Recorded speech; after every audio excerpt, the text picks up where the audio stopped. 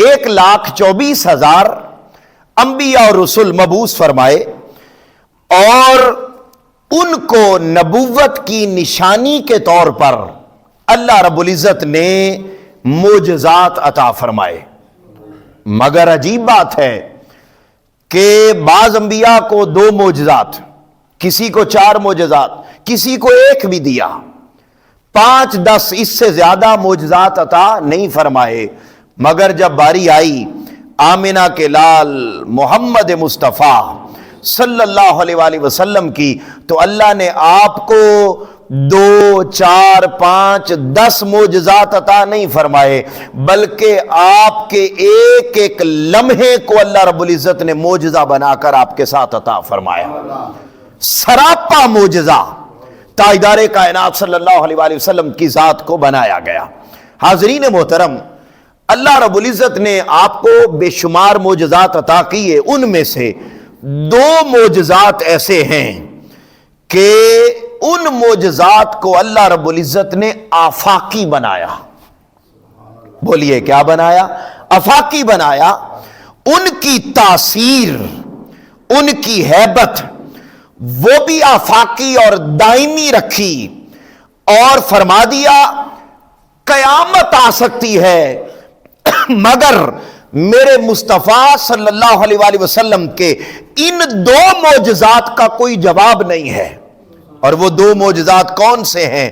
پہلا معجزہ معجزہ قرآن ہے، پہلا بڑا معجزہ کہ علم ترقی کر گیا، دنیا نے چاند پر، ستاروں پر، سیاروں پر قدم رکھ لیے، مگر آپ اندازہ کریں کہ اتنا علم وسیع ہو جانے کے باوجود جو بات قرآن میں آ گئی ہے، جو بات قرآن نے بیان کر دی ہے، علم سارا پیچھے پیچھے چلتا ہے، قرآن کا علم سب سے آگے دکھائی دیتا ہے۔ تو قرآن کا معجزہ ایسا عطا کیا کہ اس معجزے کا کوئی توڑ نہیں ہو سکا۔ اور دوسرا معجزہ جو اللہ رب العزت نے آپ کو عطا فرمایا، جس کا توڑ نہ آج تک ہو سکا نہ قیامت تک کبھی ہو سکے گا، وہ معجزہ معراج مصطفیٰ صلی اللہ علیہ وآلہ وسلم ہے۔ حاضرین محترم، آئیے سب سے پہلے ہم اس سوال کو جاننے کی کوشش کرتے ہیں کہ یہ جو معراج ہے، یہ اللہ رب العزت نے آپ کو کیوں عطا فرمایا اور اس کی حکمت کیا تھی؟ میں پہلی حکمت آپ کے سامنے رکھ رہا ہوں، بڑی توجہ کے ساتھ سنتے چلے جائیے اور اپنا ایمان تازہ کیجئے کہ اللہ رب العزت نے یہ معجزہ معراج تاجدار کائنات صلی اللہ علیہ وآلہ وسلم کو کیوں عطا فرمایا۔ نمبر 1، سب سے پہلے ہمیں اس بات پر غور کرنا چاہیے کہ یہ معجزہ معراج جس سال ہوا، یہ نبوت کا 10واں سال تھا۔ 11ویں کا قول بھی ہے، 12ویں کا بھی ہے، مگر اجماع یا اکثریت امت کی وہ اس پر قائم ہے کہ یہ نبوت کا 10واں سال تھا۔ اب یہ جو 10واں سال تھا، اس بات میں تو کوئی شک نہیں ہے کہ جب آقا علیہ الصلوۃ والسلام نے 10 سال پہلے اعلان نبوت فرمایا، تو اس سال سے ہی آپ پر ظلم و ستم کے وہ پہاڑ توڑے گئے کہ جو 1.25 لاکھ انبیاء میں سے کسی کو اتنی تکلیفوں سے نہیں گزارا گیا جتنی تکلیفیں تاجدار کائنات صلی اللہ علیہ وسلم کو سامنا کرنا پڑا۔ حاضرین محترم، لیکن جب نبوت کا 10واں سال آیا تو اس سال میں 3 ایسے واقعات سامنے آئے کہ ان واقعات نے تاجدار کائنات صلی اللہ علیہ وآلہ وسلم کو بہت زیادہ غمزدہ اور رنجیدہ کر دیا تھا۔ پہلا واقعہ کہ آپ کی محبوب زوجہ اور آپ کی رفیقہ حیات حضرت سیدہ ملیکۃ العرب حضرت سیدہ خدیجۃ الکبریٰ رضی اللہ تعالی عنہ، آپ کا وصال ہو گیا نبوت کے 10ویں سال۔ پھر اسی طرح ابھی ان کا غم آپ برداشت کر ہی رہے تھے کہ آپ کے محبوب چچا، آپ کے شفیق چچا، آپ کے رحیم چچا اور آپ کے تاحیات رفیق چچا वो चचा जिनके घर में तौहीद पली थी। मैं जुमला बोल रहा हूं, वो चचा जिनके घर में तौहीद पली थी। पहला इज्तिमा तौहीद का ऐलान नबुव्वत के बाद जिनके घर में हुआ था वो आपके महबूब चचा के इधर कुफार और मुशरिकीन आते तो वो चचा आपके सामने ढाल बन के खड़े हो जाते। हजरत सैयदना अबू तालिब, आपका विसाल वो भी नबूवत के 10वें साल हुआ। अब इधर ज़ौजा मोहतरमा का इंतकाल हो गया, इधर महबूब चचा का इंतकाल हो गया। जब ये दोनों चले गए तो ताजदारे कायनात सल्लल्लाहु अलैहि वसल्लम को इतना गम पहुंचा कि आका अलैहिस्सलाम ने इस पूरे साल का नाम आमुल हुज़्न यानी गम का साल रख दिया। सिर्फ यही नहीं, इसी साल ताजदारे कायनात सल्लल्लाहु अलैहि वसल्लम ताइफ की वादी में तशरीफ ले गए। अब मैं आपको पहला इसकी हिकमत बता रहा हूं कि ये मेराज अल्लाह रब्बुल इज्जत ने क्यों अता फरमाया। और आप देखें, इससे पहले जो 3 साल गुजरे थे, जब नबूवत का 7वां साल था तो 7वें साल में शेब अबी तालिब में आपको मासूर कर दिया गया। और 3 साल तक यानी गुज़श्ता 3 साल और फिर ये नबूवत का 10वां साल कि इसमें भी सैयदा खदीजातुल कुबरा का विसाल, फिर हजरत सैयदना अबू तालिब का विसाल, फिर उनके साथ आका अलैहिस्सलाम जब वादी ताइफ में तशरीफ ले गए तो आपने सुन रखा है कि जब वादी ताइफ में गए तो वहां के शरीरों ने आपके साथ क्या सलूक किया। इस कदर आप पर माज़अल्लाह अस्तग़फिरुल्लाह आपका मजाक उड़ाया, आपकी तज़हीक की और आप पर पत्थर बरसाए, यहां तक कि आपके नालैन मुबारक खून से तर हो गए। मगर इस बुरे सलूक के बावजूद रहमतुल्लिल आलमीन की शान देखिए कि आप उनके लिए बद्दुआ नहीं कर रहे बल्कि उन जालिमों के लिए भी मेरे आका दुआ फरमा रहे हैं। हाज़रीन मोहतरम, अब आप मेरी बात को समझ गए कि ये पहली हिकमत ताजदारे कायनात सल्लल्लाहु अलैहि वसल्लम को मेराज अता करवाने की, जब अल्लाह रब्बुल इज्जत ने देखा कि मेरे महबूब सल्लल्लाहु अलैहि वसल्लम का दिल गमज़दा हो गया है। तो ऐसा कभी नहीं होता कि मुहिब अपने महबूब को तकलीफ में देखे और वो उसका एहसास ना करे। फरमाया मेरे महबूब पिछले 3 साल भी तेरे मुश्किल में गुजरे, वैसे तो 10 साल गुजरे मगर 3 साल शेब अबी तालिब में तकलीफ में गुजरे, फिर तेरी महबूब रफीका हयात चली गई, फिर तेरा चचा चला गया, फिर ताइफ के रहने वालों ने जुल्म सितम किया, तेरा दिल बड़ा बोझल हो गया है, गमज़दा हो गया है। आज इसरा की रात मैं तुझे रात के थोड़े लम्हे में अपने पास बुलाता हूं, सारे अंबिया की इमामत भी करवाता हूं, तुझे सिदरातुल मुंतहा भी दिखाता हूं, तुझे बैतुल मामूर भी दिखाता हूं, जन्नत की सैर भी करवाता हूं। सारी नेमतें दिखा देने के बाद अपना दीदार करके तेरे दिल को तसल्ली अता फरमा देता हूं। ये पहली वजह। दूसरी वजह, आगे बढ़ते हैं कि ये मेराज क्यों अता हुआ। हाज़रीन मोहतरम, बड़ी तवज्जो से सुनिएगा। वो ये कि इस मेराज के अता होने की दूसरी बड़ी वजह ताजदारे कायनात सल्लल्लाहु अलैहि वसल्लम के दौरे नबूवत के 2 अदवार हैं, 2 हिस्से हैं। एक वो दौर है जिसको दौरे नबवी का इब्तदाई हिस्सा कहा जाता है। मसलन आका अलैहिस्सलाम ने ऐलान नबूवत किया, आका अलैहिस्सलाम का अपना दौर, फिर सहाबा किराम का दौर, फिर उनके बाद ताबईन का दौर, फिर तबा ताबईन का दौर। ये जो इब्तदाई दौर है इसको नबूवत का पहला दौर कहते हैं। और फिर उनके बाद आज हमारा दौर और कयामत तक का दौर, ये दौरे नबूवत का दूसरा दौर है। अच्छा, आप अंदाजा करें कि ये क्यों अता फरमाया गया मौजज़ा मेराज, क्यों आका अलैहिस्सलातु वस्सलाम को बुलाया गया। अल्लाह रब्बुल इज्जत को मालूम था, अल्लाह रब्बुल इज्जत को मालूम था। जरा तवज्जो से मेरी बात को समझिएगा। आका अलैहिस्सलाम को जितने भी मौजज़ात अता हुए, हर मौजज़ा ये आका अलैहिस्सलाम के उस पहले दौर के हिसाब से था। मसलन अगर پتھر آ کے سجدہ کر رہے ہیں، تو یہ آج کے دور کے لیے معجزہ نہیں ہے، یہ اسی دور کا تھا۔ اگر چاند 2 ٹکڑے ہو رہا ہے تو یہ اسی دور کا تھا۔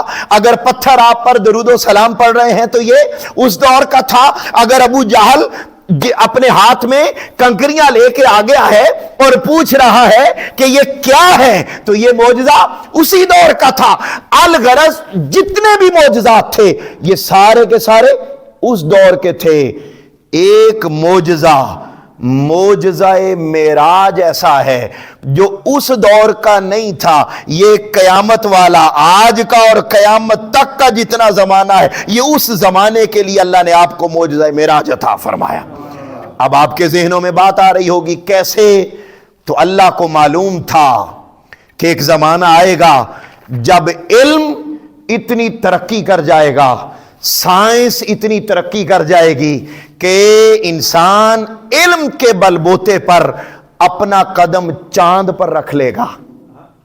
کہاں رکھ لے گا؟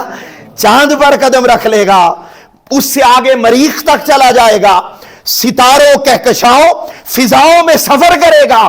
جب انسان سفر کرے گا وہ یہ سوچے گا، میرا جملہ ذرا سنیے گا، آپ کا ایمان تازہ ہوگا کہ یہ معجزہ معراج آقا علیہ الصلوۃ والسلام کو کیوں عطا ہوا۔ میں نے بتایا نبوت کے 2 ادوار، آقا کے سارے معجزات اس پہلے دور کے لیے، یہ معجزہ معراج اس دوسرے دور کے لیے۔ اللہ کو معلوم تھا کہ ایک زمانہ ایسا آئے گا جب انسان کا علم ترقی کرتے کرتے چاند اور ستاروں سے آگے چلا جائے گا، مریخ تک چلا جائے گا۔ جب انسان اس سطح تک جائے گا نا تو اس کے ذہن میں خیال آئے گا، اچھا میں تو یہاں تک پہنچ گیا، میں اس نبی کا کلمہ کیوں پڑھوں جو زمین پر ہی تھا؟ میں اس نبی کا کلمہ کیوں پڑھوں جو مجھ سے آگے گیا ہی نہیں؟ اللہ رب العزت نے فرمایا انسان تو جتنی بھی ترقی کر جائے، میں تجھے آج 27 رجب کی رات کو اپنے محبوب کو اس بلندی تک لے کے جاتا ہوں جس بلندی پر جانے کا کوئی تصور ہی نہیں کر سکتا۔ فرمایا اب تو چاند تک جا سکتا ہے، ستاروں تک جا سکتا ہے، مریخ تک جا سکتا ہے، کہکشاؤں کے سفر کر سکتا ہے، مگر یہ سارے سفر میرے محبوب کے قدموں کو لگنے والی خاک کے برابر بھی نہیں ہے۔ مصطفیٰ کی عظمت تو اس سے بھی کئی بلند اور اعلیٰ ہے۔ تو اللہ رب العزت نے اس علم کا توڑ کرنے کے لیے اور وہ انسان کا غرور ختم کرنے کے لیے اور اس کے دل میں وہ جو اس نے سائنس نے جو اپنا بت اپنے اندر، سائنس آپ یوں سمجھ لیجئے اللہ نے حضور کو معراج عطا کر کے سائنس کے بت کو، اور اگر میں نام لوں تو آپ کو جملہ اور زیادہ پسند آئے گا، اللہ رب العزت نے سائنس کے نمرود کو توڑ دیا ہے۔ اور سائنس جتنی بھی ترقی کر جائے وہ میرے محبوب محمد مصطفیٰ صلی اللہ علیہ وآلہ وسلم کے در کی نوکر اور خادم ہی دکھائی دیتی ہے۔ حاضرین محترم، اب آگے چلتے ہیں، بات سائنس کی چل پڑی، میں آپ کو اگلی ایک بات بتاؤں، سائنس نے یہ معجزہ معراج کیوں عطا ہوا؟ میں نے 2 باتیں بتائیں۔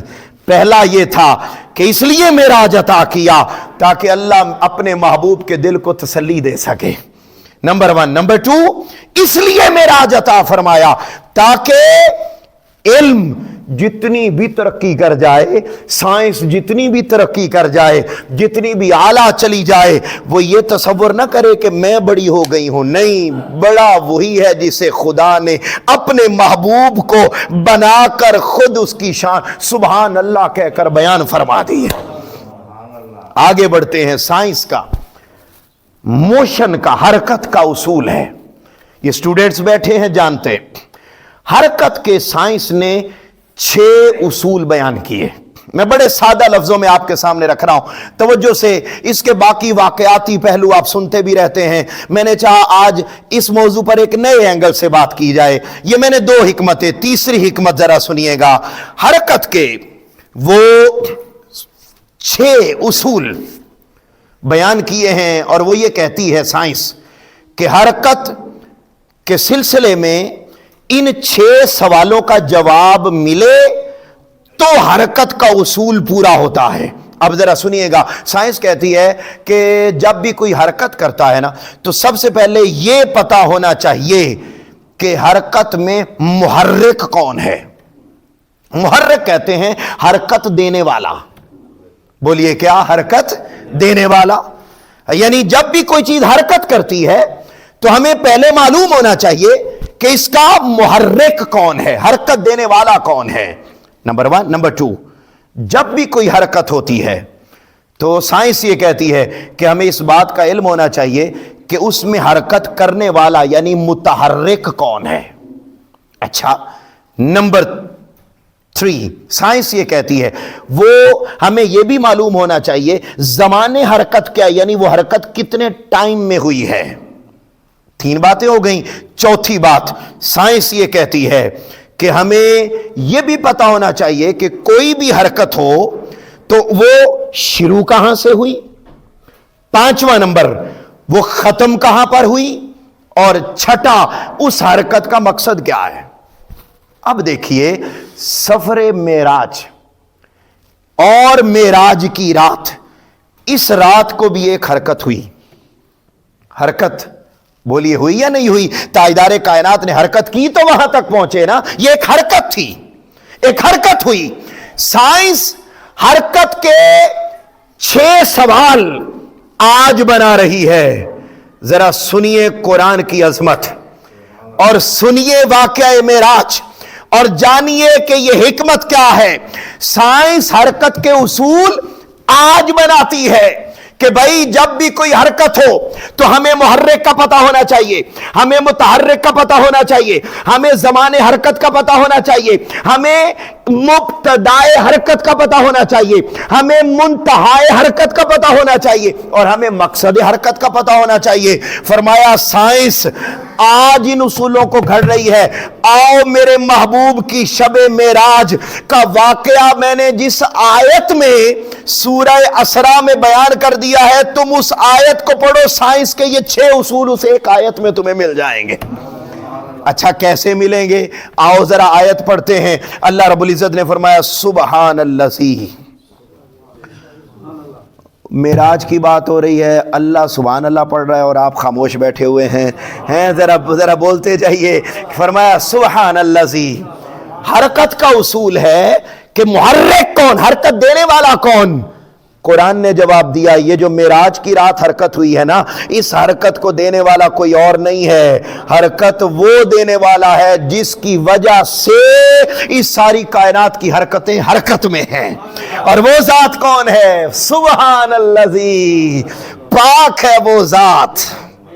फरमाया इस वाक़े मेराज में हरकत देने वाला अल्लाह है। ऊंचा बोलिए कौन है? अल्लाह। पहली बात, मुतहर्रिक कौन, गया कौन? फरमाया बड़ी तवज्जो से सुनिएगा, बड़ी तवज्जो से सुनिएगा। फरमाया सुभान अल्लाजी असरा बेअब्दिही, बेअब्दिही। यहां मैं अभी थोड़ी देर पहले कॉलेज में बैठा पढ़ रहा था, ज़हन में अचानक सवाल आया कि यहां अल्लाह रब्बुल इज्जत ये भी तो फरमा सकता था सुभान अल्लाजी असरा बिरसूलिही, उसका रसूल गया। हालांकि क्या रसूल पाक रसूल नहीं थे, लेकिन अल्लाह ने क्या फरमाया? बेअब्दिही। वाह वाह वाह। और पता है रसूल तो हैं, रसूल तो हैं, मगर जब अब्द का लफ्ज इस्तेमाल किया वो इसलिए किया कि रसूल वो होता है, रसूल वो होता है जिसके इख्तियार में सारी कायनात हो। अब्द वो होता है जो खुद इस कायनात की हरकत में या कायनात के हिस्से में ना हो, वो सिर्फ और सिर्फ उसी के हिस्से में होता है। वो सिर्फ और सिर्फ जो अब्द हो जाए, जो बंदा हो जाए, वो किसी का नहीं होता, बंदा सिर्फ अपने मौला का होता है। फरमाया ये ऐसा हरकत करने वाला आ रहा है कि जो दुनिया में किसी का नहीं, सारी दुनिया इसकी है और इसका मैं खुदा रब्बुल आलमीन हूं।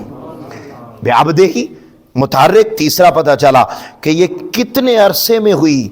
फरमाया लैलन, रात के थोड़े से हिस्से में। بولیے کیا؟ رات کے تھوڑے. اچھا اب ذہنوں میں سوال پیدا ہوتا ہے، بلکہ میں اس سے بھی پہلے آپ کو ایک اور جواب. آپ لغت کی کتابیں اٹھائیں، یہ جو لیلن ہے اس کے اوپر تنوین آئی ہوئی ہے، تنوین، دو زبریں ہیں تنوین. یہ جو تنوین ہے نا لیلن، علماء لغت نے یہ لکھا، عربی بنانے والوں نے اور اس کے معنی لکھنے والوں نے. آپ عربی کی ڈکشنری اٹھائیں، انہوں نے لکھا اس کا معنی ہے اتنے سے وقت میں جس کو گنا ہی نہ جا سکے. لیلن، اتنے تھوڑے عرصے میں سیر کروائی، اتنے تھوڑے عرصے میں کہ جس کو گنا نہ جا سکے. بھائی دن گنا جا سکتا ہے، رات بولیے نا، ایک گھنٹہ گنا جا سکتا ہے، ایک منٹ، ایک سیکنڈ گنا جا سکتا ہے. ایک سیکنڈ سے بھی کم ٹائم جس کو گنا نہ جا سکے، اس لمحے میں اللہ رب العزت کی طاقت اور قدرت دیکھیے. کیونکہ یہ معراج مصطفیٰ نے خود نہیں کیا، خدا نے کروایا ہے. مصطفیٰ پاک نے یہ دعویٰ نہیں کیا سبحان الذی اسریٰ بعبدہ، پاک ہے وہ ذات جو لے گئی، پاک ہے وہ ذات جو. بھائی آصف بن برقیہ حضرت سلیمان علیہ السلام کی امتیوں کا ایک ولی ہے. کیا؟ ولی سلیمانی ہے. حضرت سلیمان علیہ السلام کی امت کا ایک ولی ہے. اگر وہ پلک جھپکنے سے پہلے بھائی ہزاروں میل دور پڑا ہوا تخت اٹھا کے لا سکتا ہے. جب لے آیا نا تو پوچھا تم لائے ہو؟ کہا نہیں، ھذا من فضل ربی، یہ اللہ کا فضل، میں نہیں لایا. بھائی اگر ہزاروں میل دور پڑا ہوا تخت پلک جھپکنے سے پہلے سلیمان علیہ السلام کا امتی لا سکتا ہے. اور آپ مجھے بتائیے پلک جھپکنے کا مطلب ہے سپیڈ آف لائٹ، یہ تو روشنی کی سپیڈ، یہ سیکنڈ سے بھی کم ٹائم ہے، اس کو گنا نہیں جا سکتا. اگر سلیمان علیہ السلام کا امتی ایسے ٹائم میں تخت خدا کے کرم سے لا سکتا ہے تو آمنہ کا لال خدا کے بلانے پر جا کے آ کیوں نہیں سکتا ہے؟ پھر فرمایا اچھا یہ بتایا میرا ما بعبدہ لیلن، تھوڑے سے ٹائم. اچھا کہاں سے شروع کیا؟ فرمایا من المسجد الحرام، مسجد حرام سے شروع کیا. کہاں تک گئے؟ الی المسجد الاقصی، اقصی تک گئے. اچھا مقصد کیا تھا؟ سائنس کا چھٹا سوال، مقصد کیا تھا؟ فرمایا مقصد یہ ہے لنریہ من آیاتنا، تاکہ ہم اس اپنے محبوب کو اپنی ساری نشانیاں دکھا دیں اور بتا دیں کہ میرے محبوب یہ ہے تیری سلطنت ساری. ہائے ہائے ہائے، میں نے بڑا جملہ بولا ہے. تاجدار کائنات صلی اللہ علیہ وآلہ وسلم کو معراج پر بلا کر اللہ نے، میں بلکہ یہاں ایک اور بات کر دوں، اگلا جملہ یہ جو ابھی میں بولنے لگا تھا اس کو ذرا یہ جملہ سن کے پھر سنیے گا. معراج کہاں سے ہوا؟ من المسجد الحرام، یعنی مکہ مکرمہ سے. حضرت ام ہانی کے گھر میں آرام فرما تھے، آ گئے جبرائیل، براق لے کر آ گئے. اچھا یہ سب اجماع ہے، احادیث بھری پڑی ہیں کہ جس جگہ پر خانہ کعبہ ہے نا جی، بالکل اسی کے اوپر ہی بیت المعمور ہے، بالکل اس اوپر سامنے. اچھا اب ذہنوں میں سوال پیدا ہوتا ہے کہ بھائی سیدھا لے کر جانا آسان تھا یا یہ پہلے گئے ادھر پھر ادھر، یہ کیا تھا؟ اب ذرا وہ جملے کا جواب کہ یہ جو ساری سیر کروائی گئی نا، یہ جو ٹریک بدلا گیا، سیدھا بالکل جہاں نیچے خانہ کعبہ ہے وہاں اوپر بیت المعمور ہے، جسے فرشتوں کا خانہ کعبہ بھی کہتے ہیں، اور آسمان کا جو زمین پر دروازہ کھلتا ہے اس کا نام بیت المعمور ہے. حاضرین محترم، تاجدار کائنات صلی اللہ علیہ وسلم کو سیدھا لے کے جایا جا سکتا تھا، مگر یہ جو ارد گرد پھیلایا صرف اور صرف اس لیے پھیلایا، نمبر 1 2 باتیں ذہن میں آ گئی۔ پہلی بات ذرا سنیے، اس لیے پھیلایا تاکہ مصطفیٰ پاک کو ان کی سلطنت دکھائی جا سکے کہ اے میرے محبوب تو اس ساری کائنات کا نبی اور رسول بن کر آیا ہے، نمبر 1۔ نمبر 2، اس لیے سیر کروائی، اس لیے پھرایا۔ اب ذرا اہل محبت بن کر اپنے محبوب نبی کی شان اور عظمت کو ذہن میں لا کر میرا یہ جملہ سنیے گا کہ کیوں معراج عطا ہوا اور کیوں یہ سارا پھرایا گیا۔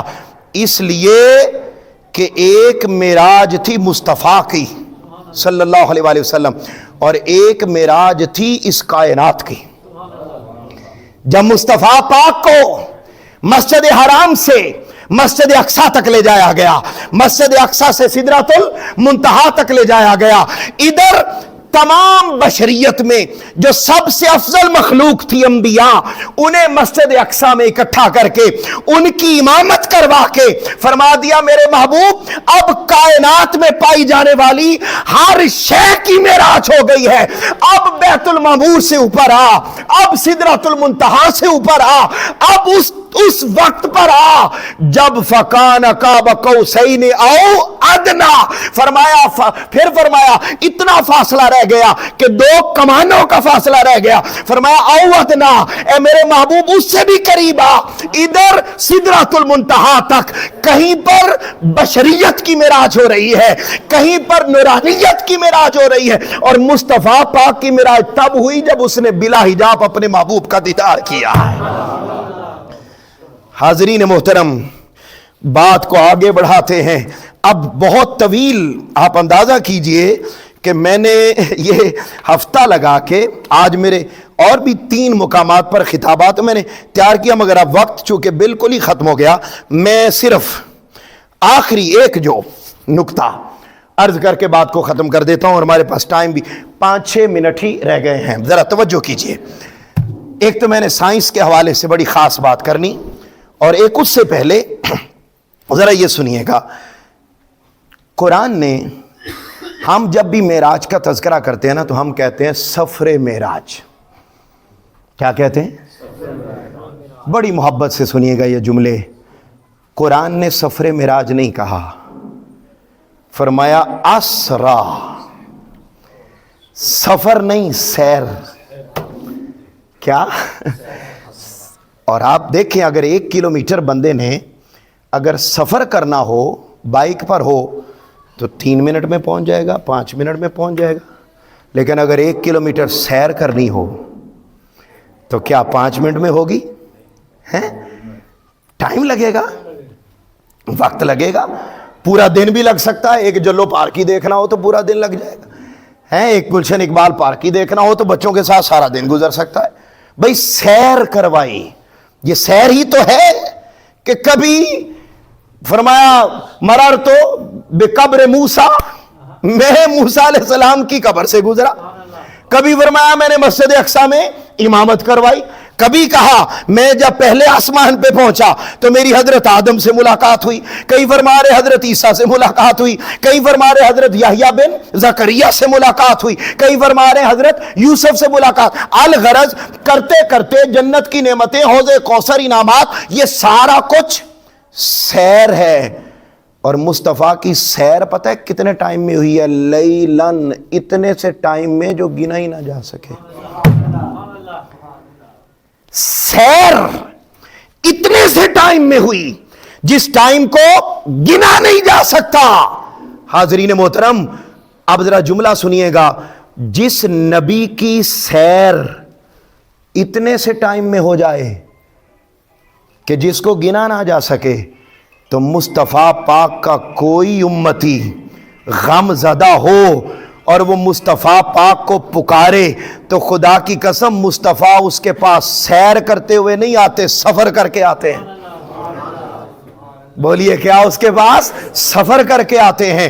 آؤ اس لیلن کی آخری بات کر کے سائنس کی زبان میں آپ کے سامنے عرض کر دوں اور بات کو ہم ختم کرتے ہیں کہ یہ لیلن تھوڑے سے ٹائم میں یہ ہو کیسے گیا۔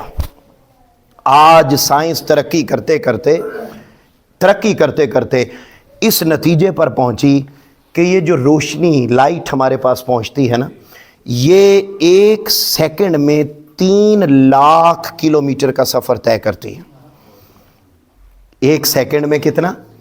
3 لاکھ۔ بڑی میں سادہ زبان میں سمجھانے کی کوشش کروں گا، مجھے امید ہے کہ اس سے بھی آپ بڑا آپ فائدہ لیں گے کہ یہ کیسی شان ہے ہمارے آقا و مولا محمد مصطفیٰ صلی اللہ علیہ وآلہ وسلم۔ یہ روشنی کی سپیڈ ہے۔ اب آئنسٹائن، بچے جو اسٹوڈنٹ بیٹھے ہیں نام انہوں نے سنا ہوا ہے، آئنسٹائن وہ یہ کہتا ہے کہ روشنی 1 سیکنڈ میں 3 لاکھ کلومیٹر سفر طے کرتی ہے۔